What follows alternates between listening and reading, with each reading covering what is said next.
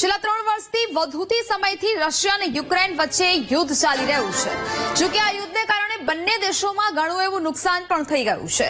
આ બધાની વચ્ચે ક્યારે બંને દેશો વચ્ચે સમાધાનની વાત હોય કે યુદ્ધ વિરામની સહમતિની વાત હોય, તમામ બાબતો નિષ્ફળ થતી જોવા મળી રહી છે। અમેરિકી રાષ્ટ્રપતિ ડોનાલ્ડ ટ્રમ્પ રશિયા યુક્રેન સંઘર્ષને શક્ય તેટલી વહેલી શકે સમાપ્ત કરવા માટે સતત પ્રયાસો પણ કરી રહ્યા છે, જ્યારે રશિયા અને યુક્રેન બંને દેશો એકબીજા પર વધુ આક્રમક રીતે હુમલાઓ કરી રહ્યા છે। જો કે હવે વધુ એકવાર યુક્રેન દ્વારા રશિયાના 5 લશ્કરી એરબેઝને નિશાન બનાવવામાં આવ્યા હતા।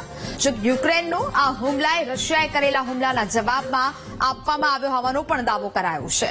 ત્યારે આવો એ જોઈએ કે યુક્રેને રશિયામાં ક્યાં મચાવી છે તબાહી અને આ યુદ્ધ કઈ ગતિ પકડશે। સૌથી પહેલા ગ્રાફિક્સના માધ્યમથી સમજીએ રશિયા પર યુક્રેનની એર સ્ટ્રાઇક વિશે। અહીંયા એ જોઈએ કે રશિયા પર કેવા પ્રકારના હુમલાઓ છે તે યુક્રેન દ્વારા અહીંયા કરવામાં આવ્યા છે। ગ્રાફિક્સના માધ્યમથી અહીંયા સમજવાનો પ્રયત્ન કરીએ। રશિયાના 5 લશ્કરી એરબેઝને યુક્રેને નિશાન બનાવ્યા છે અને ત્યાં તબાહીના દ્રશ્યો મચાવ્યા। ડ્રોન હુમલામાં અનેક વિમાનોને નુકસાન થયું છે, એટલે કે 41 થી 42 જેટલા વિમાનોને નુકસાન પહોંચ્યું હોવાની પુષ્ટિ રશિયન સંરક્ષણ મંત્રાલયે રવિવારે સત્તાવાર રીતે આ પુષ્ટિ કરી છે અને કહ્યું છે કે હા, ત્યાં આ પ્રકારેનું નુકસાન થયું છે। $2 અબજ એટલે કે ₹17,000 કરોડથી વધુ અહીંયા રશિયામાં નુકસાન છે તે પહોંચ્યું છે યુક્રેનના આ હુમલાને કારણે। એટલે આ વાતથી રશિયા સહમત પણ થઈ ચૂક્યું છે અને તેને સત્તાવાર તેની પુષ્ટિ કરી છે। એટલે કે યુક્રેને રશિયામાં મચાવેલી આ તબાહીએ રશિયાને નુકસાન તો પહોંચાડ્યું છે અને આ એર સ્ટ્રાઇક એ એક ઇતિહાસ બની જશે। આ હુમલાને કારણે રશિયાને $2 અબજ એટલે કે ₹17,000 કરોડથી વધુનું નુકસાન થયું હોઈ શકે। ત્યારે આવો એ પણ જોઈએ કે યુક્રેન દ્વારા રશિયામાં કઈ કઈ જગ્યાએ હવાઈ હુમલાઓ છે તે કરવામાં આવ્યા। જોઈએ યુક્રેનની રશિયામાં તબાહી વિશે। ઇવાનોવો, રિયાઝાન અને અમૂર પ્રદેશોમાં આ હુમલાઓ છે તે કરવામાં આવ્યા છે। મુમ્સ્ક, ઇસ્ત્રુસ્કમાં પણ આ હુમલાઓ છે તે અહીંયા કરવામાં આવ્યા છે। FPV એટલે કે ફર્સ્ટ પર્સન વ્યૂ ડ્રોનનો અહીંયા ઉપયોગ કરવામાં આવ્યો અને તેમના આ યુક્રેને આ હુમલો રશિયા પર કર્યો છે। તેના ઉપયોગથી રશિયા પર હુમલો કરવામાં આવ્યો। યુક્રેન પર આતંકવાદી હુમલો કરવાનો રશિયાએ આરોપ પણ લગાવ્યો છે અને હવે આ યુદ્ધ ઉગ્ર બની રહ્યું છે। ઇવાનોવો, રિયાઝાન અને અમૂર પ્રદેશોમાં હુમલાઓને નિષ્ફળ બનાવ્યાનો પણ એક બાજુ રશિયા દાવો કરી રહ્યું છે, બીજી બાજુ યુક્રેન પણ સતત દાવાઓ કરી રહ્યું છે। રશિયા માટે એવિએશનનો સૌથી કાળો દિવસ પણ હાલ તો ત્યાંના સમર્થકો છે ત્યાં ગણાવી રહ્યા છે। યુદ્ધ સમર્થકોએ પરમાણુ હુમલો કરવા માટે પુતિનને હવે હાંકલ કરી છે, કારણ કે આ જે ભયાવહ હુમલો કરવામાં આવ્યો છે તેને લઈને હવે એવું પણ કહેવામાં આવી રહ્યું છે કે પુતિનને એક પ્રકારની સલાહ આપવામાં આવી રહી છે, કારણ કે આ ખૂબ જ મોટો હુમલો આ વખતે યુક્રેન દ્વારા કરવામાં આવ્યો। યુક્રેને એ પણ કહ્યું છે કે આ એક જવાબી કાર્યવાહી છે।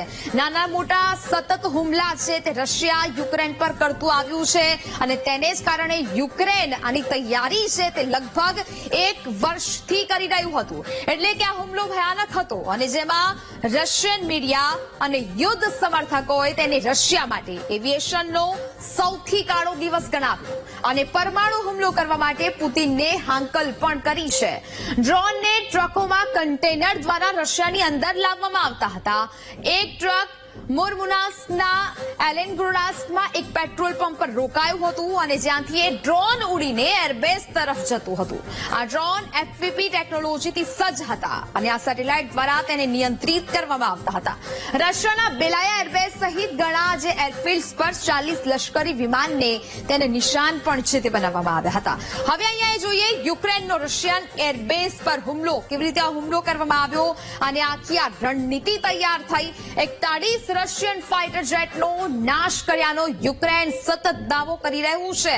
યુક્રેન દ્વારા દાવો થયો છે રશિયાનું બેલાયા એરબેઝ યુક્રેનિયન સરહદથી 4000 કિલોમીટરથી વધુ દૂર આવેલું છે ને ત્યાં આ હુમલાઓ કરાયા છે। તે રશિયાના સાઇબેરિયા ક્ષેત્રમાં સ્થિત છે।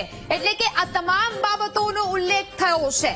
યુક્રેનિયન સુરક્ષા એજન્સી SBUએ આ હુમલો છે તે કર્યો અને જેની તૈયારીઓ છે તે ખૂબ જ અગાઉ કરવામાં આવી હતી। A-15 TU-95 અને TU-22 જેવા વ્યૂહાત્મક બોમ્બ્સને નિશાનો છે તે અહીંયા બનાવવામાં આવ્યા હતા અને આ તમામ આયોજનો છે તે પૂર્વવત કરવામાં આવ્યા હતા. પહેલાથી જ આ તમામ પ્રકારના આયોજનો છે તે અહીંયા બતાવવામાં આવ્યા હતા. એટલે કે એવું પણ કહી શકાય કે આ તમામ જે આયોજનો 18 મહિનાથી યુક્રેન દ્વારા કરી દેવામાં આવ્યા હતા. કારણ કે યુક્રેન જાણતું હતું કે રશિયા જે પણ હુમલાઓ કરી રહ્યું છે યુક્રેન પર તે દરેક વખતે દરરોજ નાના શહેરો પર રશિયા દ્વારા હુમલાઓ છે તે કરવામાં આવતા હતા અને તેને જ લઈને આ એક આખી યોજના છે યુક્રેન દ્વારા બનાવવામાં આવી હતી. ને આખરે હવે યુક્રેને પણ રશિયાને બતાવી દીધું છે અને આ જે હુમલો કરવામાં આવ્યો જેમાં 41 જે વિમાનો છે તેને નષ્ટ કરવાનો દાવો યુક્રેન કરી રહ્યું છે.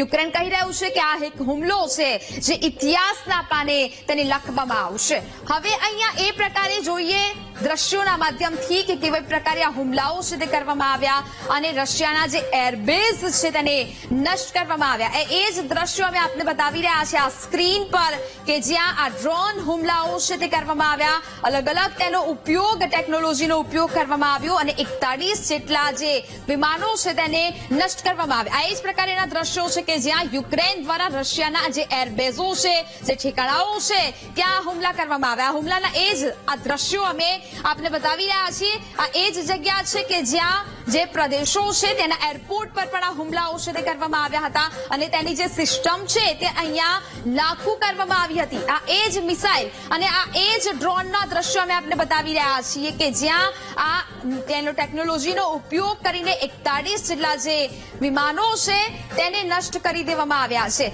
એટલે કે આ તમામ બાબતોનો અહીંયા જે ઉલ્લેખ છે તે પણ કરવામાં આવ્યો છે અને હવે યુક્રેન સતત દાવા કરી રહ્યું છે. બીજી બાજુ રશિયા પણ સતત દાવા કરી રહ્યું છે કે અનેક જે હુમલાઓ છે તેને નષ્ટ કરવામાં આવ્યા. એટલે કે આ તમામ બાબતો છે તેના ગવર્નરે એમ પણ કહ્યું કે દુશ્મન ડ્રોને હુમલો કર્યો હતો પરંતુ તેમણે પણ વધુ વિગતો શેર હજી સુધી નથી કરી. સોશિયલ મીડિયા પર અનેક વિડીયો વાયરલ થઈ રહ્યા છે જેમાં એક FPV ડ્રોન ટ્રકમાં ઉડતો જોઈ શકાય છે. આવા અનેકો વિડીયો હાલ તો સોશિયલ મીડિયા પર વાયરલ થઈ રહ્યા છે જેને નિયંત્રિત નથી કરી શકાતા. હજી પણ અનેક એવી બાબતો છે જે સામે નથી આવી અને આ પ્રકારના હુમલા થયા છે અને હવે રશિયાએ પણ તેને જાહેરમાં સ્વીકારી લીધું છે. હવે અહીંયા એ વાત કરીએ શું છે યુક્રેનની રણનીતિ, કે પ્રકારે આ આયોજનો થયા, કેવી રીતે આ ઘટનાને અંજામ આપવામાં આવ્યો છે. યુક્રેને કહ્યું જો રશિયા હુમલાઓ બંધ નહીં કરે તો અમે વધુ હુમલાઓ કરીશું. યુક્રેને પણ હવે પોતાનું વલણ સ્પષ્ટ કરી દીધું છે. રશિયાના બોમ્બમારા રોકવા માટે અમે આ હુમલો કર્યો છે. એટલે કે યુક્રેનનું સ્પષ્ટ કહેવું છે કે રશિયા નાના હુમલાઓ કરતું આવ્યું છે. તેનો આ જવાબ રશિયન વિમાનો લગભગ દરરોજ રાત્રે યુક્રેનિયન શહેરો પર હુમલા કરતા હોવાનો દાવો યુક્રેન દ્વારા કરવામાં આવ્યો છે. યુક્રેને કહ્યું કે આશા છે કે આ હુમલો રશિયાની શક્તિને આંચકો આપશે અને તેને જ કારણે આ હુમલો છે તે યુક્રેન દ્વારા કરવામાં આવ્યો છે. કારણ કે યુક્રેન હજી પણ એવું વલણ સ્પષ્ટ કરી રહ્યું છે કે આ હુમલો અમે એટલા માટે કર્યો છે કારણ કે રશિયા દરરોજ રાત્રે શહેરો પર નાના હુમલાઓ છે તે દરરોજ કરતું રહ્યું છે અને તેના જ જવાબમાં આ તૈયારીઓ અમે ખૂબ જ પહેલા શરૂ કરી હતી અને હવે યુક્રેનને આ રશિયાને જવાબ આપ્યો છે અને જવાબી કાર્યવાહી છે તે કરી છે. હવે આ હુમલા અંગે રશિયા તરફથી હજી સુધી કોઈ સત્તાવાર નિવેદન નથી આવ્યું, તેથી કેટલીક માહિતી બદલાઈ પણ શકે છે. પરંતુ જો યુક્રેનનો દાવો સાચો હોય તો આ રશિયન વાયુસેના પર અત્યાર સુધીનો સૌથી મોટો હુમલો છે. યુક્રેને એમ પણ કહ્યું છે કે તેના ડ્રોન મિશન ચાલુ રહેશે. ઓલેનિયા એરબેઝ રશિયાના મુર્મુન્સ્ક ક્ષેત્રમાં છે અને ત્યાંના ગવર્નરે કહ્યું કે દુશ્મન ડ્રોને હુમલો કર્યો હતો પરંતુ તેમણે પણ વધુ વિગતો શેર નથી કરી.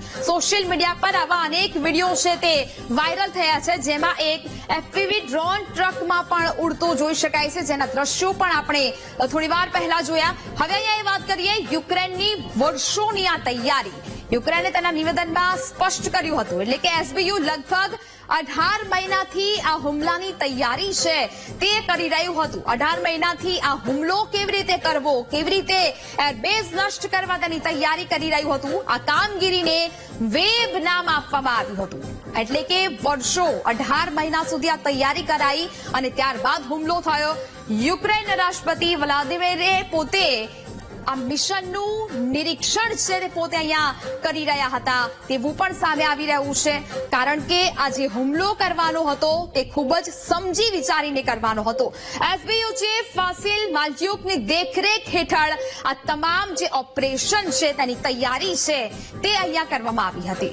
એટલે કે આ તમામ તૈયારીઓ 18 મહિના જેટલો સમય અને 18 મહિના સમય જેટલો લાગ્યો અને આ 18 મહિનામાં કેવી રીતે હુમલો કરવો, કેવી રીતે એરબેઝના કયા ઠેકાણાઓને નિશાન બનાવવા, તે તમામ બાબતોનું આયોજન છે તે યુક્રેન દ્વારા કરવામાં આવ્યું હતું અને ત્યારબાદ તે અનેક જગ્યાઓ પર યુક્રેન દ્વારા હુમલાઓ કરવામાં આવ્યા અને અત્યારે એ પ્રકારની જે વિગતો છે કે 41 જેટલા વિમાનો છે જેને નષ્ટ કરી દેવામાં આવ્યા છે. એ જોઈએ હવે ગ્રાફિક્સના માધ્યમથી કોને કેટલું નુકસાન થયું છે. રશિયાનું નુકસાન જોઈએ. યુક્રેને 4 એરબેઝ પર 41 વિમાનોને નષ્ટ કર્યા હોવાના જે દાવા છે તે કરવામાં આવ્યા છે. વિમાનોની અંદાજિત કિંમત 2 અબજથી 7 અબજ ડોલર આંકવામાં આવી છે, એટલે કે લગભગ 17,000 કરોડ રૂપિયાથી 59,000 કરોડ રૂપિયા. ખૂબ મોટો આંકડો છે. કોઈ જાનહાનિ યુક્રેનને નથી થઈ, એટલે કે યુક્રેનનું નુકસાનની વાત કરીએ, કોઈ જાનહાનિ નથી થઈ. ઉપરથી યુક્રેન દાવો એવું કરી રહ્યું છે કે અમે 41 વિમાનો નષ્ટ કર્યા. બધા જ એસબીયુ એજન્ટો સુરક્ષિત રીતે યુક્રેન પાછા ફર્યા હોવાનો પણ દાવો કરવામાં આવી રહ્યો છે. આની વિશેષતા એ છે કે આ ઓપરેશન વિશ્વમાં આ પ્રકારેનું પહેલું ઓપરેશન હતું જેમાં સસ્તા ડ્રોનથી આટલું મોટું નુકસાન છે તે રશિયાને પહોંચાડવામાં આવ્યું છે. અને આ બધી જ બાબતોનું આયોજન યુક્રેન દ્વારા કરવામાં આવ્યું હતું, કારણ કે યુક્રેને અગાઉ પણ પોતાના અનેક વલણોમાં સ્પષ્ટ જણાવ્યું છે કે નાના નાના સતત જે હુમલાઓ છે તે રશિયા યુક્રેન પર કરતું આવ્યું છે. અનેક રીતે યુક્રેનને પણ રશિયાએ તબાહ કર્યું છે અને આ યુદ્ધ 1-2 વર્ષ નહીં પરંતુ સતત 3 વર્ષથી ચાલી આવી રહ્યું છે અને તેને જ કારણે બંને દેશો વચ્ચે આ પ્રકારે આક્રમક મૂડ છે તે જોવા મળી રહ્યું છે. રશિયા લેશે બદલો, વિનાશક બદલો લેવાની હવે રશિયા પણ તૈયારી કરી રહ્યું હોવાનું સામે આવી રહ્યું છે, કારણ કે હવે રશિયા પણ બદલો લેવાની તૈયારી દર્શાવી છે. યુક્રેનને તબાહ કરવાનો પ્લાન હવે રશિયા પણ બનાવી રહ્યું છે. અમેરિકાએ તમામ યુરોપિયન દેશોને એલર્ટ કરી દીધા છે. અમેરિકાએ પણ હવે ઝંપલાવ્યું છે અને તમામ જે યુરોપિયન દેશો છે તેને એલર્ટ કર્યા. નાટોના તમામ જે 32 દેશો છે તે હવે વોર એલર્ટ મોડ પર જોવા મળી રહ્યા છે. આ તમામ દેશોને એલર્ટ કરી દેવાયા છે. રશિયામાં એટમી હથિયારોની હલચલ પણ શરૂ થતી જોવા મળી રહી છે. એટલે કે આ તમામ બાબતો એ સ્પષ્ટ કરે છે કે હજી પણ આ યુદ્ધ છે કે આ તમામ બાબતો હવે એ સ્પષ્ટ કરી રહ્યું છે કે આ યુદ્ધ હજુ પણ આગળ ચાલી શકે છે.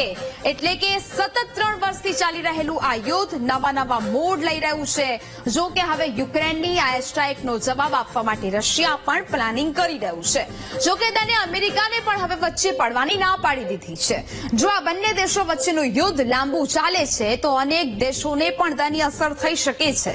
જો કે હવે એ જોવું રહ્યું કે આ બંને દેશો આગામી સમયમાં આ યુદ્ધને સમાપ્ત કરવા સહમત થાય છે કે પછી આ યુદ્ધ કોઈ અલગ જ રાહ બતાવે છે.